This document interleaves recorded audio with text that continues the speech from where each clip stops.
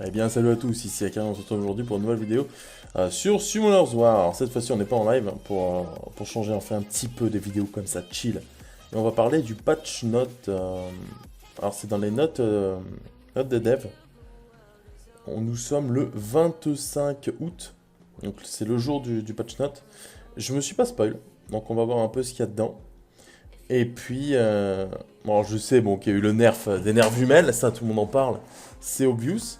Mais sinon, j'ai pas regardé. En cette fin du mois d'août, ouais. Alors, donjon de Kéros. Géant, DB, Nécro, ok. Zone de combat dans chaque étage passant de 5 à 4 tableaux. Ah ouais? Ce sera la deuxième tableau de chaque étage qui sera supprimé.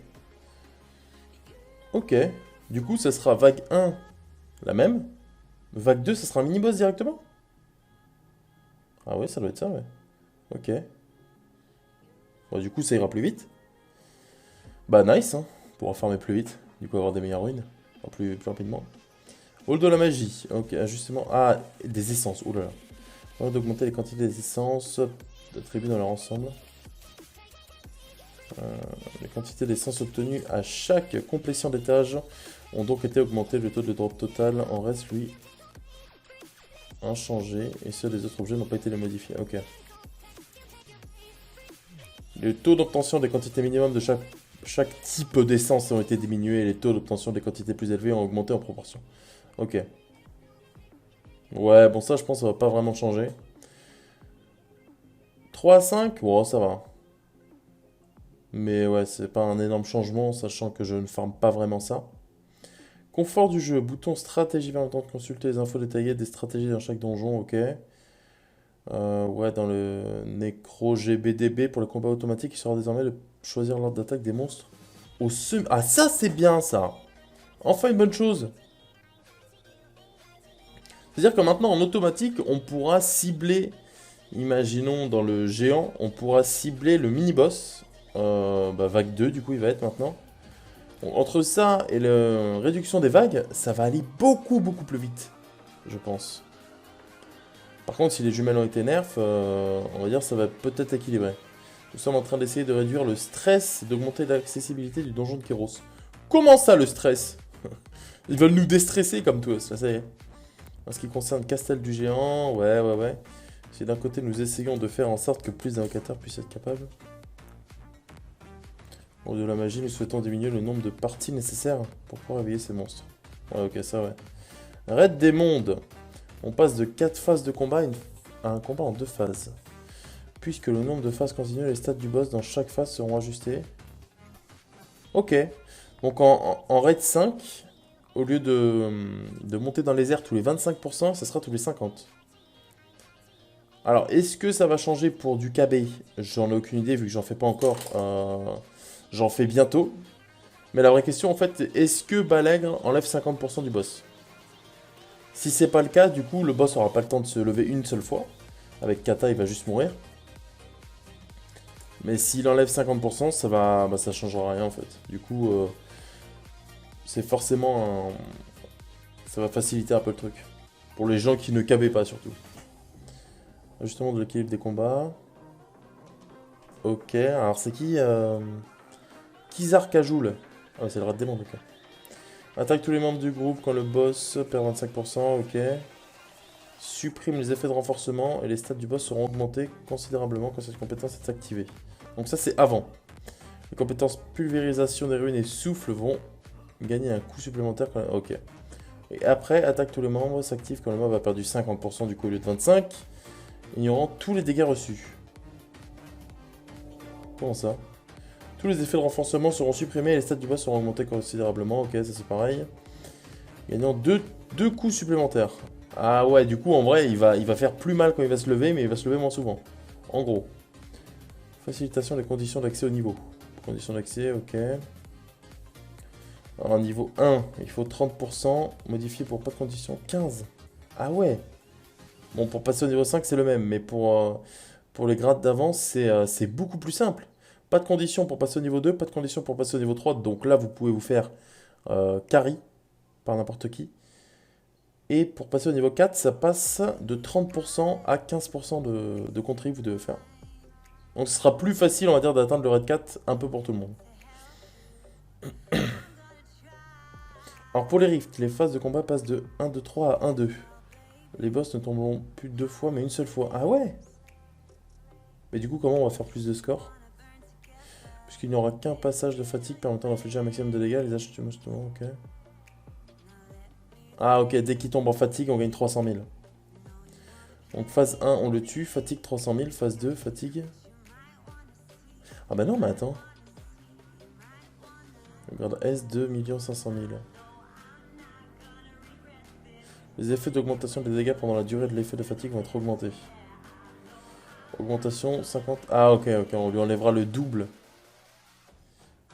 Augmentation de 50% de chance des tours. Et on pourra proc deux fois plus? C'est ça que ça veut dire ou pas? Non, ou alors on peut jouer 2 fois plus peut-être. Genre le boss, il va se relever plus tard. En gros, faudra voir. Les runs seront sûrement plus rapides et on infligera plus de dégâts quand il sera sous fatigue, vu qu'il le sera qu'une seule fois. Ok, je pense que ça peut être intéressant. Bête de l'orage, donc le vent et la lumière. Augmentation des dégâts donnés au boss lors de la suppression de l'effet choc électrique. Ok, donc ça, c'est le Rift Vent quand il fait son AOE qui vous électrifie, on va dire, qui vous réduit le heal. À chaque fois que vous enlèverez un de ces effets, ça enlèvera plus de dégâts au boss, du coup. Et le light, les PV du bouclier sont réduits. Et les réductions de dégâts seront augmentées. Ok. Matériaux requis pour l'invocation. Oh, ça, je suis deg. Nous, on a payé plein pot, nous. Les anciens se font pisser dessus. Mais bon, pas grave. C'est cool pour les nouveaux, au moins ils vont fermer les homonculus maintenant. Donc le haut, l'élémentaire, ça passe, ça réduit de moitié. Ok, c'est quasiment tout réduit de moitié, sauf le feu, pour l'homonculus feu, et pour le support, c'est réduit de moitié, quasiment aussi. Ok, donc ce sera beaucoup plus simple. Après, pour le skill up, est-ce que ça change? Oui, ça change aussi. Ah bah super.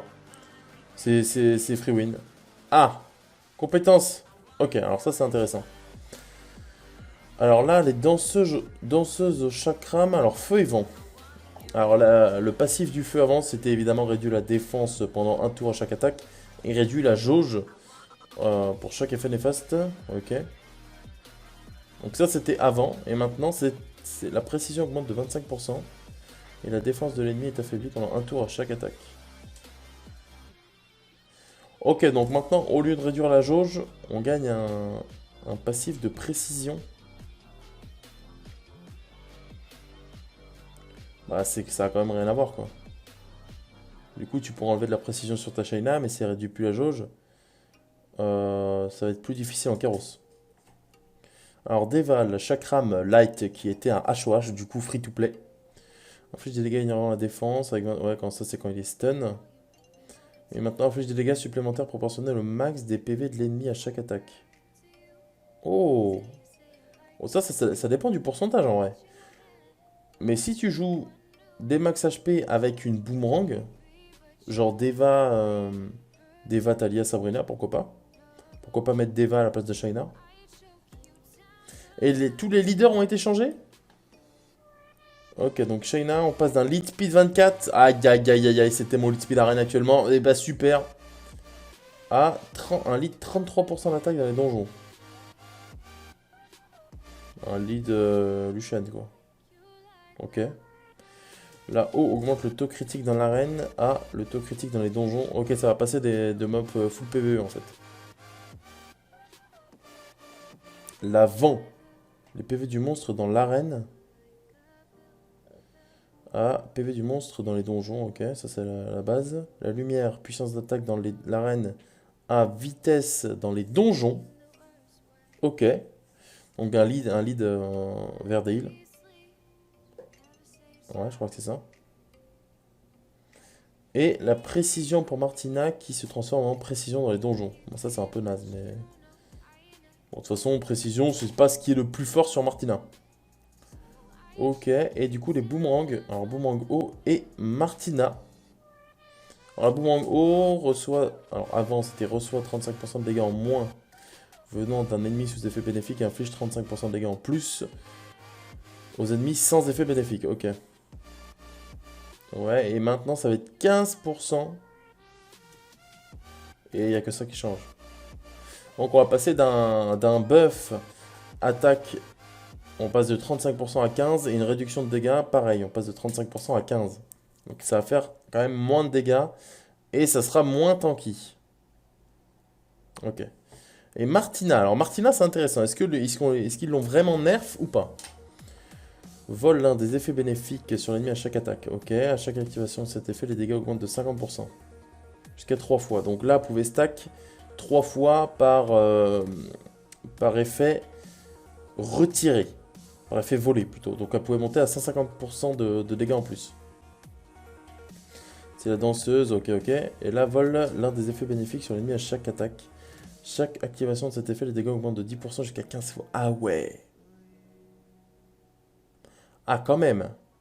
Parce que là, du coup, alors au final, ça change pas les dégâts totaux. Ça sera toujours 150% d'attaque. Mais ça va passer de 3 stacks à 15. Donc 5 fois plus loin stack. Ça fait quand même un changement, je pense. Surtout en début de fight, ça pouvait faire très très mal une Martina. Maintenant, ça fera moins mal. Alors, le strip est toujours là, donc c'est toujours fort, évidemment. Mais il y aura moins de dégâts en début de fight, en tout cas. Considérant l'importance et la sensibilité du problème de réajustement des danseuses, vous pouvez être certain que nous allons très longuement discuter. Ouais, ouais, ouais, ouais. Redoutable, ok. Il paraît évident qu'elle remette en cause la variété des monstres utilisés. C'est sûr qu'on jouait que les jumelles, quoi. S'agissant de monstres appréciés et améliorés depuis longtemps par un grand nombre d'invocateurs, il nous est absolument impossible d'en baisser drastiquement. Ok. En gros, ce qu'on retient, c'est qu'il y a Shayna qui a eu l'un des plus gros nerfs, je pense, vu qu'il n'y a plus de réduc ATB et de lead speed. Donc en arène, on va quasiment plus l'avoir en vrai. Même on va plus l'avoir sans lead speed. Bah, les gens ils vont totalement changer de lead speed déjà. Et en plus, ça réduit plus la jauge. Donc avant, on voyait souvent pour les gens pas très très haut level, des Shayna, Megan, Bernard, Lucien, des trucs comme ça. Maintenant, on pourra plus faire ça vu qu'il n'y a plus de lead speed. Et Deva, faut voir le coef par rapport au max HP. Ça peut être intéressant en PvE, honnêtement.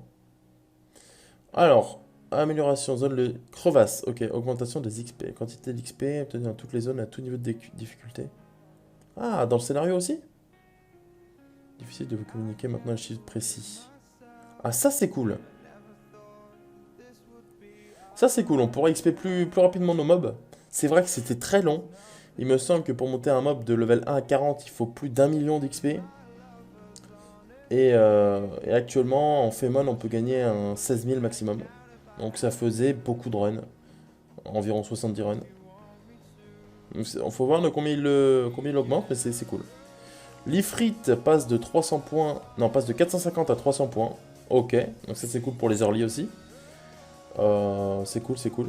Vous allez économiser 1500 points de guild pour vos bâtiments ou autre chose. Hein. Des monstres, ouais, évidemment. Ouais. Ok. En vrai, il y a pas mal de trucs intéressants. L'XP, intéressant. Bon, la base d'Ifrit, c'est intéressant, même si j'en ai plus besoin. Le Rift est intéressant. Le changement de Rift. Le changement du raid aussi, je pense. Vu que je ne veux pas encore de KB, je pense que ça sera mieux. Et puis, il y avait quoi d'autre? Et puis surtout le Keros. Une vague en moins et on pourra focus les mini-boss. Et ça, c'est vraiment cool. Après, il y a eu un petit nerf de Shayna, c'est sûr. Shayna et Sabrina qui ont été nerfs. Le duo qui était le plus fort, hein, c'est évident. Mais pourquoi pas maintenant monter des Deva, je pense. Alors, il faudra voir son coef, mais je pense qu'elle peut être très intéressante avec une Sabrina. Surtout que ça marche aussi pour les alliés, hein, attaque en fonction du max HP. Donc je pense que je vais la up. C'est une bonne occasion maintenant de la up. Pour le PvE, elle peut remplacer Shayna, vu que c'est elle qui a le lead speed maintenant. Donc pourquoi pas. Faut voir. En tout cas, Et puis on gagne plus d'essence aussi dans les halls de la magie, ça pourquoi pas honnêtement, c'est toujours bénéfique, donc on prend, hein. Bon bah voilà ce qu'il y avait à savoir sur le patch, on sait pas du tout quand il va sortir. Euh, donc on attend patiemment. Et puis on a hâte de découvrir ce patch. Sauf les nerfs évidemment, parce que c'est pas très très sympa en fait. Et ben moi je vous laisse ici, mesdames et messieurs, sur cette vidéo magnifique. Waouh, je me fais farmer déjà 164 def. Du coup, je vous dis à la prochaine pour une nouvelle vidéo, que ça soit en live ou pas. Il y a je continue de sortir les vidéos summon de la soirée summon. Il en manque 5 à sortir ou 4. Et moi, je vous dis à la prochaine, je vous fais des bisous. Salut à tous, n'hésitez pas à liker, à vous abonner, lâcher un com. Et à venir me follow sur Twitch aussi, parce qu'on s'amuse là-bas. Allez, des bisous, au revoir.